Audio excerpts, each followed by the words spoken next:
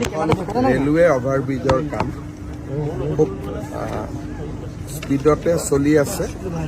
Jorhat medical কলেজৰ সন্মুখত যিখন আমাৰ ৰোড অভাৰব্ৰিজ আৰবি নিৰ্মাণ হৈ আছে, এই নিৰ্মাণৰ আমি প্ৰায় শেষ পৰ্যায়ত আহি উপনীত হৈছোঁ।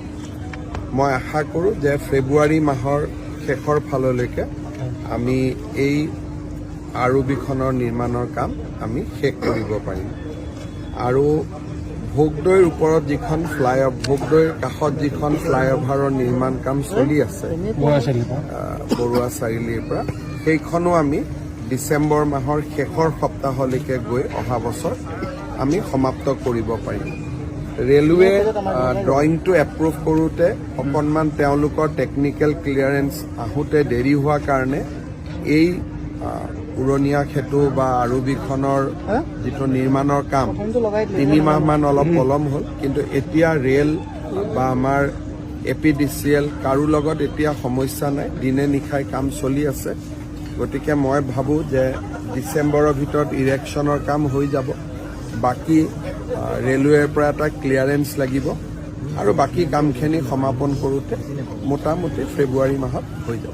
বৰুৱা চাৰিআলিখন আপোনালোকে 1.5 বছৰ বৰুৱা চাৰিআলিখন আমি ডিচেম্বৰ 2025ত আমি শেষ কৰিম বুলি মনত ভাবি লৈছোঁ। এতিয়াতো আপোনাৰ 12-14 মাহ মানে হ'ব। আজিকালি ফ্লাইঅভাৰ কৰোঁতে ইমানেই সময় লাগে। ইয়াত বেছি লাগিল কিয় ৰেল জড়িত হৈ আছে।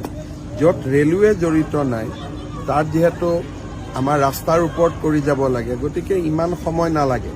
ইয়াতে আমাৰ অসুবিধাটো আছিল কি ৰেলৱেৰ পৰা ড্ৰয়িং আনিব লাগিব, ৰেলে ড্ৰয়িং এপ্ৰুভ কৰিব লাগিব, ৰেলে ব্লকেজ দিব লাগিব। কিছুমান ৰেলৱে অভাৰব্ৰিজ কৰোঁতে সময় লাগে, উৰণীয়া সেতু কৰোঁতে ইমান সময় নালাগে। আমাৰ মই ভাবোঁ যে বাই ফেব্ৰুৱাৰী গোটেইকেইটা খুঁটাৰ কাম হৈ যাব। গতিকে বৰুৱা চাৰিআলিখন আমাক ইমান সময় নালাগে। 25 ডিচেম্বৰ, খুব বেছি জানুৱাৰী, খুব বেছি ফেব্ৰুৱাৰী ইমানতে শেষ হৈ যাব। আৰবিত অলপ সময় লাগে কাৰণ ৰেলৰ লগত অলপ কমিউনিকেশ্যনত অলপ তেওঁলোকে ৰেলৱে ছেফটিটো চাই ক্লিয়াৰেন্স দিয়ে, তেওঁলোকে অলপ সময় লয়। তথাপিতো এতিয়া আমাৰ ৰেলৰ লগত প্ৰত্যেক মাহতে বা 2 মাহত চিফ ছেক্ৰেটাৰী পৰ্যায়ত মিটিং হৈ থাকে। গতিকে আগতকৈ স্মুথ হৈছে আৰু আগতকৈ ফাষ্ট হৈছে। লাহে লাহে হৈ থাকিব।